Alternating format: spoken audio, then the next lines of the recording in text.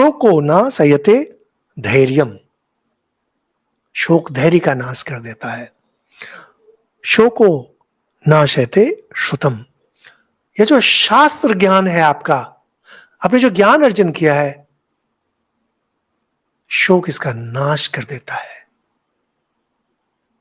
कितना भी पंडित हो, अगर उस पर भारी शोक आ जाए तो उसका शास्त्र ज्ञान पीछे छूट जाता है।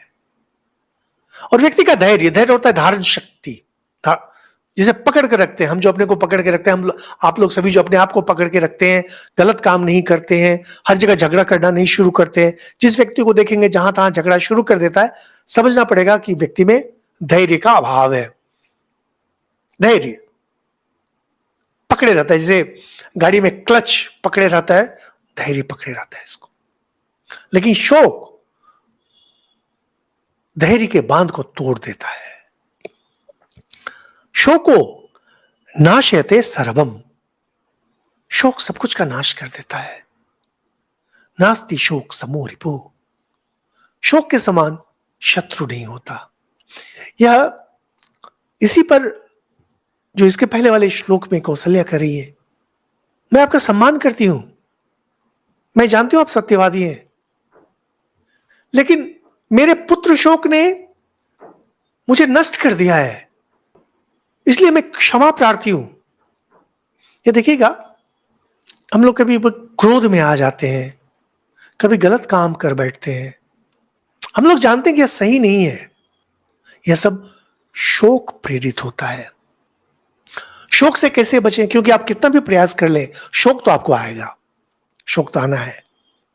तो शोक से बचने के लिए हम लोगों को हमेशा अपनी एक मंडली बनानी पड़ती है हितैषियों की।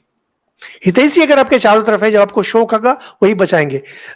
यह एक समय मेरा बहुत प्रिय विषय था समझना कि शोक को कैसे दूर किया जाए। यूट्यूब में मेरा एक टॉक भी है, हाउ टू ओवरकम सॉरो करके, दुख को कैसे पार जाया जाता है।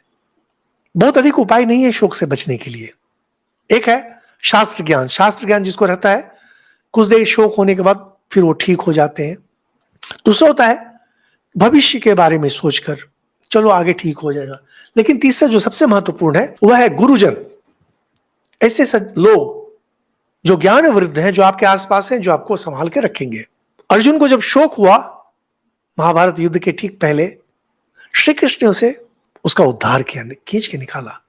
जिनको डिप्रेशन होता है, अवसादग्रस्त हो जाते हैं, जो उनके लिए बहुत महत्वपूर्ण है कि कम से कम 4-5 लोग ऐसे होने चाहिए जो आपसे बात करें, आपकी हर समस्या के समय वे उपलब्ध रहे, अपना सब कुछ छोड़कर आपके पास रहे।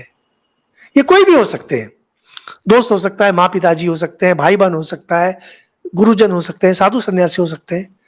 लेकिन अगर नहीं रहा, अगर आप मन ही मन उसको पी रहे हैं, तो समस्या आपकी भयानक भयंकर हो जा सकती है।